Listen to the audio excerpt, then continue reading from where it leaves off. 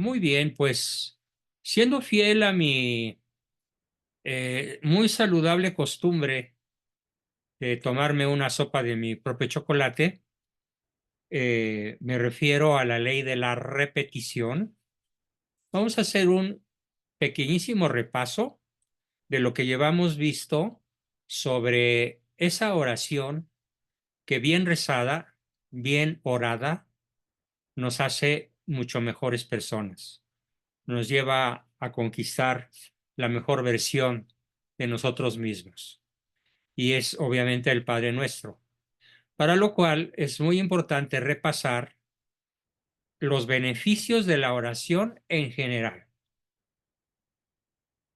En primer lugar, dice Santo Tomás, le cedo la palabra a este gran genio, sabio y santo, doctor de doctores de nuestra Santa Madre Iglesia, dice Santo Tomás que en primer lugar, la oración es un remedio eficaz y útil contra los males. Pero no se refiere a algunos males en especial, sino a toda clase de males, tanto físicos como sociales, como espirituales, como emocionales, financieros, etcétera. Contra todos los males. Pone como ejemplo que nos libra cuando hacemos la oración del acto de contrición, nos libra de los pecados cometidos y nos obtiene el perdón, como al buen ladrón en la cruz. Recuerden su nombre, San Dimas, al revés de Gestas, que blasfema, se enfurece y solito se condena, a pesar de tener a su lado al Redentor. La oración bien elevada, de corazón, de palabra, de mente. Yo, por ejemplo, hace un rato que rezaba con mi esposa el rosario, conforme voy diciendo las palabras, Santa María, Madre de Dios, inmediatamente viene a mi imaginación la figura de la Virgen como Madre de Dios. Y luego la ruega por nosotros pecadores. E inmediatamente recuerdo los pecados de mi vida y la hora de nuestra muerte, y me imagino yo mismo ya tendido en mi féretro. Entonces, a la voz hay que unir la intención, la imaginación, la inteligencia y la voluntad, para que la oración surta todos sus maravillosos efectos. Nos sigue diciendo el santo, la oración nos justifica y nos libra psicológicamente del temor de volver a caer en pecado. Pero además, Santo Tomás insiste mucho en que la oración nos puede librar de las persecuciones y de los enemigos. Yo les puedo decir que en mi experiencia personal me considero un sobreviviente por muchas razones de orden político. Mi padre fue un gran líder en la historia de México. Murió en su lecho en paz a los 91 años, a pesar de que tuvo enemigos que lo odiaron a muerte, como por ejemplo el general Lázaro Cárdenas, que se declaró enemigo personal de mi padre. Y a pesar de eso, una vez le preguntaron a mi papá, bueno, ¿y usted cómo se protege del odio del presidente? Y se abrió la camisa y se sacó una medalla de la Virgen de Guadalupe y dijo, este es mi escudo. Constantemente hago oración para que mi Madre del Cielo me ayude a librarme de los malos actos de otras personas y de los malvados. ¿Se refiere usted al señor presidente? Pues ni siquiera le digo señor, ni es mi presidente. Así contestó. Lo mismo le copié yo ahora cuando hablamos del malo, ¿no? ¿Mm? No es mi presidente. Aunque legalmente lo sea, legítimamente no me representa. Bueno, pues hasta de los males, yo en lo personal he estado muy en la mira de la cuatrote, con un odio feroz de los cuatroteros. Y puedo decir que hasta este momento no han podido hacerme el menor daño, en ningún sentido, ni físico, ni social, ni económico, ni profesional, ni de ninguna manera. Y lo atribuyo a ese maravilloso poder del que nos platica Santo Tomás, que nos libra de las persecuciones y de los enemigos del cuerpo y del alma. Así que la recomiendo con singular alegría, con singular énfasis. Claro, en un momento dado Dios puede considerar que el que alguien nos haga un mal, invariablemente Él buscará sacar un bien, porque el mal que nos puede llegar a ocurrir ocurre para la gloria de los que amamos a Dios, ocurre para el beneficio de los que creemos y practicamos su palabra. Y a veces resulta muy difícil entenderlo, pero generalmente no, porque si ya le hemos dicho Padre y Padre nuestro, entonces yo confío en que mi Padre me va a procurar los mejores bienes posibles, no necesariamente en el orden material, aunque los puede incluir, pero sobre todo en los bienes que puedan garantizarme mi propia salvación. De tal forma que Él se las ingeniará para rodearme de kairos.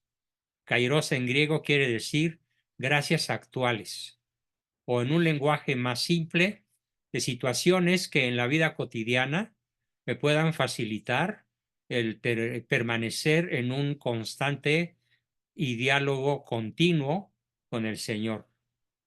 ¿Para qué? Para que nos libre del mal. Amén.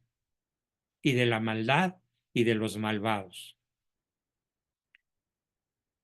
San Agustín decía a este propósito, cita Santo Tomás a San Agustín: bueno es el Señor, que a veces no nos da lo que queremos, no nos da lo que queremos para darnos lo que Él prefiere, por considerarlo desde su visión divina de las cosas, que es lo mejor que nos puede dar.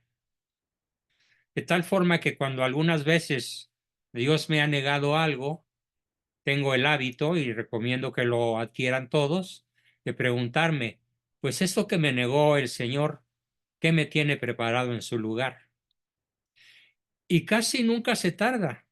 Ah, pues no era esto que yo quería, sino esto otro, que resultó mucho mejor que lo que a mí se me antojaba. Porque Dios como Padre siempre es un Padre benevolente en extremo.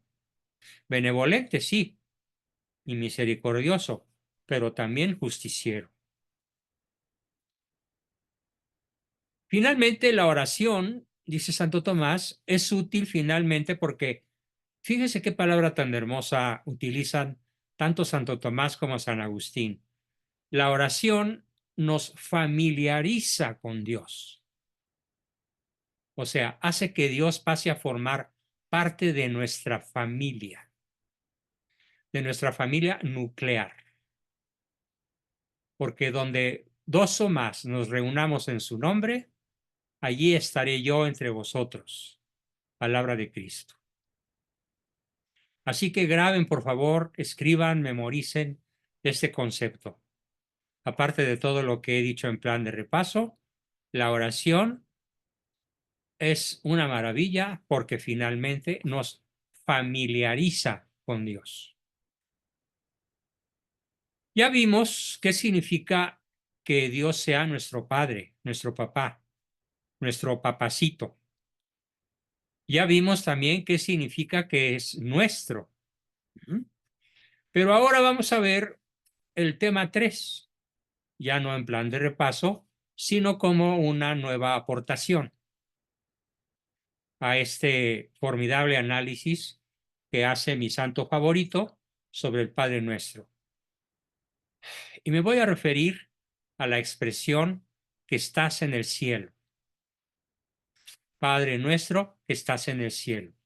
O en plural, también es válido, que estás en los cielos. Santo Tomás relaciona esas palabras con los motivos de nuestra confianza. en el Señor, la bondad y omnipotencia del Padre. Estas palabras, que estás en los cielos, nos ayudan a prepararnos para orar imitando, contemplando y deseando. Tres cosas. A ver, grábenlas. Imitar, contemplar y desear los bienes de allá arriba, donde está Cristo.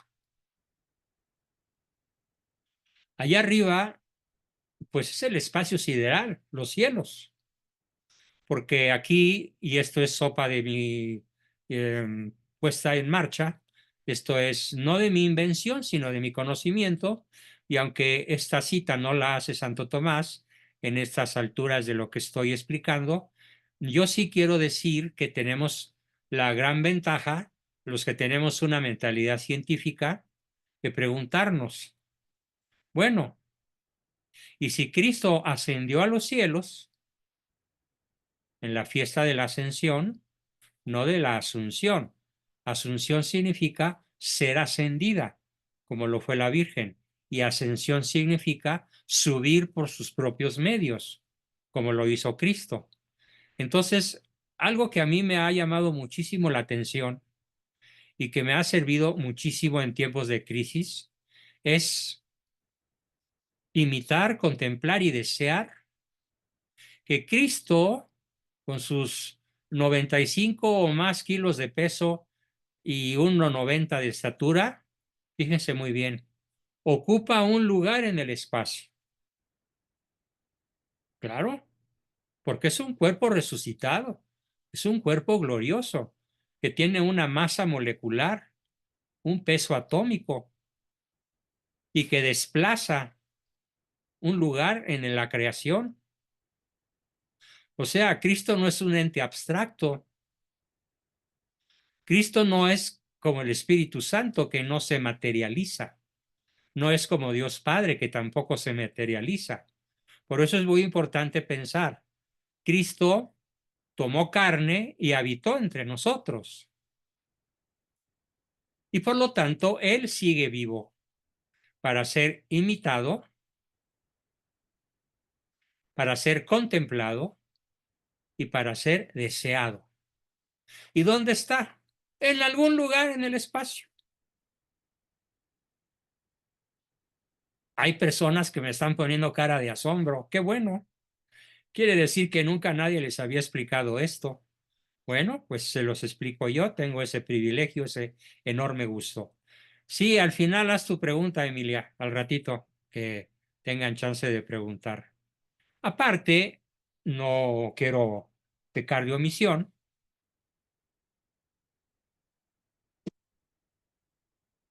Nuestro Señor ocupa un lugar multiespacial.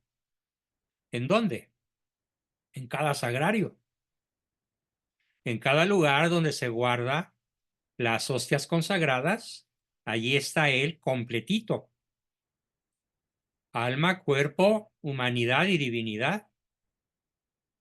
Ahí está Cristo entero en la Eucaristía.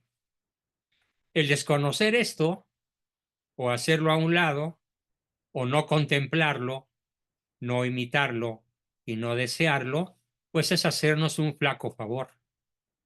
Es quedarnos en los dinteles de la gloria sin entrar en ella. Así que imitemos, contemplemos y deseemos a ese Cristo que ocupa un lugar en la creación y a ese Cristo que ocupa un lugar en el sagrario. Y después, durante 15 o 20 efímeros minutos, en nuestro propio cuerpo, antes de que desaparezca la especie del pan y por lo tanto Cristo deje de estar en comunión esos maravillosos 10 o 15 minutos para que Él quiere estar con nosotros presente corporalmente dentro de nuestro cuerpo. Así que, ¿dónde está Cristo? Dice Santo Tomás. Remato el párrafo, imitando, contemplando y deseando los bienes de allá arriba donde está Cristo. Ya lo expliqué. Ahora, si interpretamos, continuando la palabra de Santo Tomás, la explicación de la palabra cielos, como lo ven los santos, la expresión que estás en los cielos o que estás en el cielo, ¿qué es en lo primero que nos hace pensar? Según nos lo dice Santo Tomás. Bueno, en la prontitud de Dios para escucharnos, no para escuchar, no es una escucha impersonal. Dios me escucha a mí, Juan Bosco, te escucha a ti, María Varela, te escucha a ti, Emilia López. A cada uno de nosotros, Él nos escucha, porque habita entre los santos, rodeado de santos. Es decir, que quienes creen en Él, le aman y observan sus mandamientos, están con Él en los cielos. Por ahora, en esta etapa de la vida de la humanidad, de la historia de la humanidad, solamente se sabe tal vez de 2 o 3 personas como Enoc, como Elías, que fueron arrebatados al cielo, a los cielos, y que seguramente gozan de la presencia física de Cristo, por designios de Dios Padre. Y todos los demás miles de millones de personas que hemos existido desde Adán y Eva hasta la fecha, y los años que todavía falten para la segunda venida de Cristo, pues tenemos que pensar que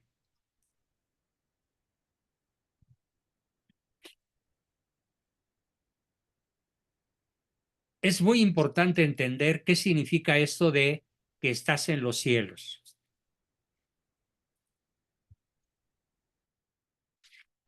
Vamos a ver. Por estar en los cielos, dice Santo Tomás, Dios observa con clarividencia todos nuestros pensamientos, todos nuestros sentimientos, todas nuestras oraciones, todos nuestros tropiezos, todas nuestras ansiedades, todas nuestras angustias. Y como Él tiene, por ser Dios, el don de la ubicuidad, Él puede estar simultáneamente en el conocimiento perfecto de todos los humanos que hemos sido y que somos y que seremos, sin perder la menor potencia observativa, clarividente, contemplativa de nuestra vida. Este es un poder para el que aplica la palabra excelso. Excelso quiere decir nada mejor que Él, nada por encima de lo excelso, de lo supremamente superior. En su poder excelso y en su inalterable y excelsa eternidad. Por eso podemos decir con absoluta confianza que estás en los cielos. Padre nuestro, que estás en los cielos. Porque Dios está en el cielo y en la tierra y en todo lugar. Sí, porque es el Señor del universo y gobierna la historia. Claro, permite el mal, pero de los males, Él se las ingeniará invariablemente para sacar bienes. Gobierna la historia. Por eso la expresión que estás en los cielos permite oponerse al error, craso error, de quienes piensan que todos los acontecimientos son fruto de la fatalidad conducida por el designio de los astros. Para ser creyente en la astrología, aparte de supersticioso, se requiere un nivel de capacidad intelectual ínfimo, que no supera un 70 o 75% de coeficiente intelectual, cuando una persona normalita alcanza el 100. Una persona brillante, el 120, una persona muy superior, el 140, y los genios arriba de 160 o hasta más. Bueno, pues se requiere una inteligencia muy limitada para atribuir al poder de la astrología que indudablemente los astros despiden energía. Los astros tienen poder de choque, poder de atracción. Pero imagínense ustedes qué cosa más estúpida el que alguien te diga por 500 pesos un horóscopo virtual o por 1,500 aquí en la torre que está junto a Pemex, en la avenida Marina Nacional, por 1,500 pesos te va a leer tu carta astral y te va a decir de qué manera los astros se van a alinear en tu contra o a tu favor. Cuando el astro más cercano, la estrella más cercana a nosotros, está a 4 millones de años luz. Quiere decir que para que esa estrella pueda hacerme llegar su energía, yo tengo que vivir cuando menos 4 millones de años. Ignorar esto, pues es propio de personas que aparte de ignorantes, les falta que les suba agua al tinaco, como lo expresaba yo del malo hace un rato. Que verdaderamente tonto es el sujeto que no se pone a pensar en la extraordinaria longitud de las dimensiones siderales como para considerar que los astros pueden influir en nuestro estado de ánimo, en nuestras decisiones o en nuestra buena o mala suerte. De golpe y porrazo hay que eliminar todo eso.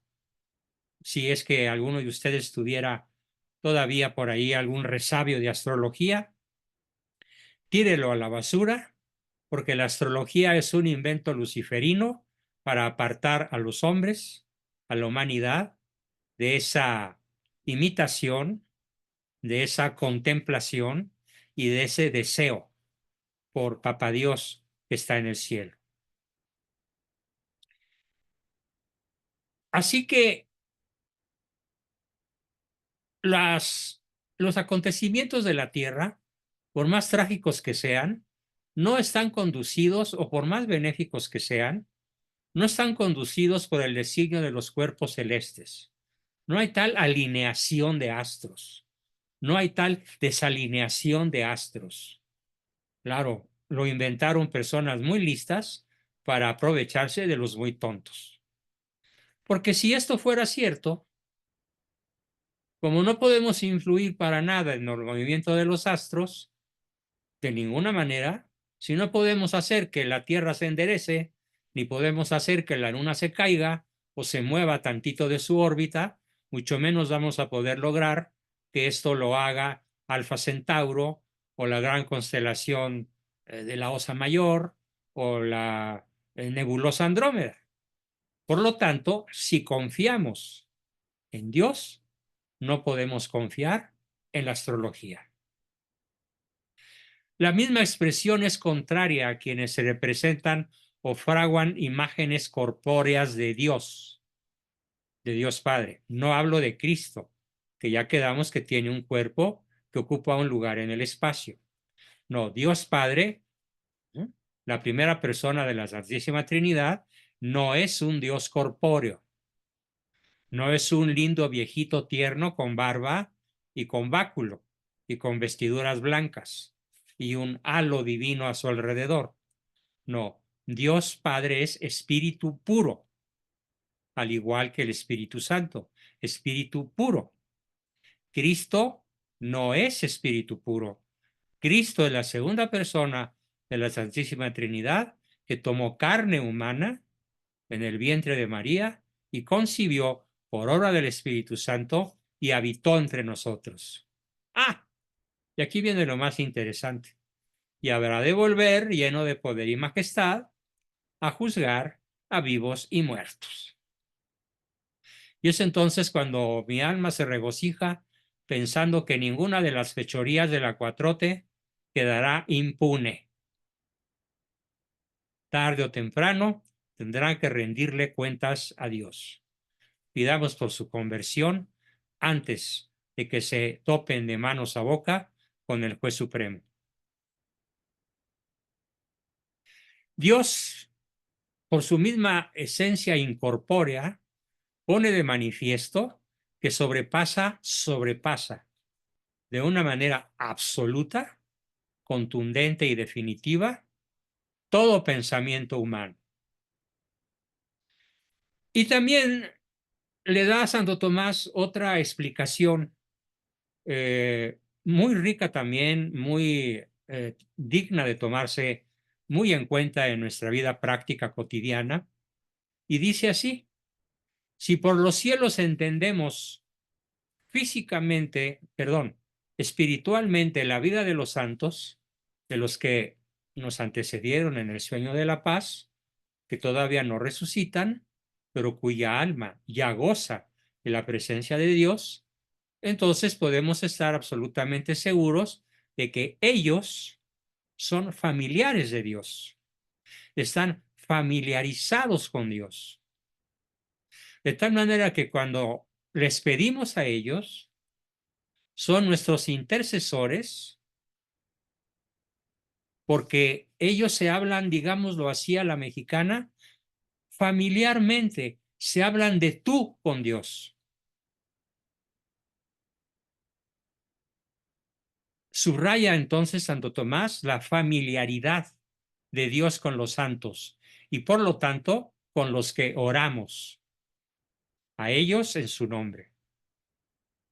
Y con esto queda exorcizado, es decir, queda tirado a la basura, ese grave error de pensar que a causa de su trascendencia, Dios no se preocupa de nuestras cosas. Hay una corriente muy poderosa en el mundo actual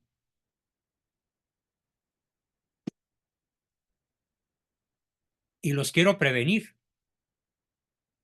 Esa corriente se llama deísmo. Deísmo, D-E-I, acentuada, S-M-O, deísmo. El deísmo considera que sí, que hay un supremo arquitecto del universo. Los masones son deístas. Los masones creen en un supremo arquitecto del universo, pero dicen que una vez que Dios creó a la creación, que Dios creó al hombre, ojo, se desentendió de su obra, interpretando mal lo que la Biblia dice, y al día séptimo descansó. Como si Dios siguiera necesitado de descansar en el día séptimo, que ya tiene más o menos unos 4.000 millones de años desde que arrancó con el gran Big Bang la creación del universo. Para el deísta, entonces, de escuela masónica, Dios existe, pero no está interesado en intervenir en los asuntos humanos. Entonces es un Dios impersonal, que por supuesto no envió a su Hijo a morir por nosotros, que por supuesto no tomó carne de María Virgen, ni creció, ni vivió, ni predicó, y por lo tanto el masón no considera que Cristo es Dios, sino un profeta famoso, y lo ponen a la altura de Buda o de Mahoma. Es la trilogía de profetas masónicos: Buda, Mahoma y Cristo. Háganme el reverendo favor. Y dice Santo Tomás de manera muy incisiva: quiero que quede exorcizado el error de pensar que a causa de su trascendencia, Dios no se preocupa de nuestras cosas. Se ocupa y se preocupa. ¿Por qué? Porque Dios es muy cercano y es muy íntimo. Y aquí recurro a un famoso profeta, Jeremías, aquel que se la pasó llorando toda su vida. Por eso se dice: lloras como un Jeremías, porque su manera principal de orar era el llanto por la humanidad, el llanto por sus pecados, el llanto por su arrepentimiento y el llanto de alegría por su amor. Dios es muy cercano y muy íntimo a nosotros, tanto que el profeta Jeremías escribe, tanto, Señor, que tú, Señor, estás en nosotros. Estás en nosotros. No eres un Dios impersonal, eres un Dios familiar, cercanísimo a nosotros, que nos conoce y nos ama incondicionalmente, íntimamente. De tal manera que el que se condena no lo hace por decisión divina, sino a pesar de la voluntad divina. Porque como recordarán que ya les he dicho y lo repito, lo único que hace inútil la omnipotencia divina es la libertad humana. Tú, Señor, dice Jeremías en el Salmo 144, tú, Señor, estás muy cerca de los que te invocamos. Invoquémoslo. Mañana, tarde, moda y noche, incesantemente, mentalmente, verbalmente, en el comedor, en la cena, en el desayuno, en el trabajo, en la caminata, en las horas tediosas en donde tenemos que esperar algo. Invoquemos al Señor, porque estará cerca de quienes lo invocan. Por eso Jesús nos invita, nuestro Señor Jesucristo nos invita a que cuando vayamos a orar, entremos en nuestro propio aposento interior, entremos en nuestro propio corazón, entendiendo aquí la palabra corazón, no por el órgano cardíaco, sino por eso que los poetas llamaron corazón, algo así como el núcleo central de la personalidad, de los anhelos, de las potencias, de los sufrimientos, de las alegrías de cada uno de nosotros. ¿Sí?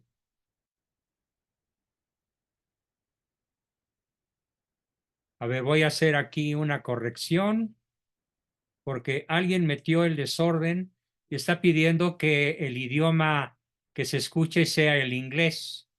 Pues no, estoy hablando en español. Alguien metió una tecla involuntariamente y ya la eliminé. Estamos hablando en español porque yo estoy seguro que mi inglés es bastante malito como para darme a entender en él. Y además, si hubiera una traducción al inglés, pues ¿cuántos de ustedes la entenderían? Bastante menos de la mitad. Así que batí esa petición de cambiar el idioma de español a inglés. Olvídenlo. Bien, continuamos. Y hay una tercera acepción que todavía alcanzo a platicar antes de terminar mi exposición del día de hoy. Y dice Santo Tomás en esa tercera eh, interpretación de la palabra cielos. Dice, si por cielos entendemos los bienes espirituales y eternos, esta expresión indica la oportunidad y el acierto de la oración dominical, es decir, de la Santa Misa dominical, porque orienta nuestros deseos hacia las cosas de arriba, o dominical, no en el sentido de la misa del domingo, sino en el sentido de la oración que se dirige al Domine, al Señor. Dominical viene de la palabra domine, que en latín significa el Señor, el que manda, el que gobierna. En este caso, por encima de toda potestad, por encima de todo trono y de toda autoridad. Porque orienta nuestros deseos, Dios, dice Santo Tomás, se encarga de orientar nuestros deseos hacia las cosas de los cielos y nos configura, nos ha configurado, como cuando se configura una computadora, ¿sí? Entendiendo que nuestro cerebro es una máquina millones de veces más compleja que una computadora, por complicada que sea esta máquina, nos configura para que nuestra vida sea semejante a la de Cristo, que ya está en los cielos. Quiero terminar esta exposición recordando las tres palabras más importantes. Imitar a Cristo, contemplar a Cristo, desear a Cristo. A estos tres verbos se reduciría el meollo de la vida del verdadero cristiano. Bien, el siguiente párrafo ya es otro versículo de la oración del Padre Nuestro, que es santificado sea tu nombre, pero sería muy largo meterlo en esta misma sesión, por lo que prefiero que en esta ocasión nos quedemos aquí y pasemos de inmediato a nuestra sesión de preguntas, aportaciones, consultas, dudas y comentarios. Bien, permítanme un momento, por favor.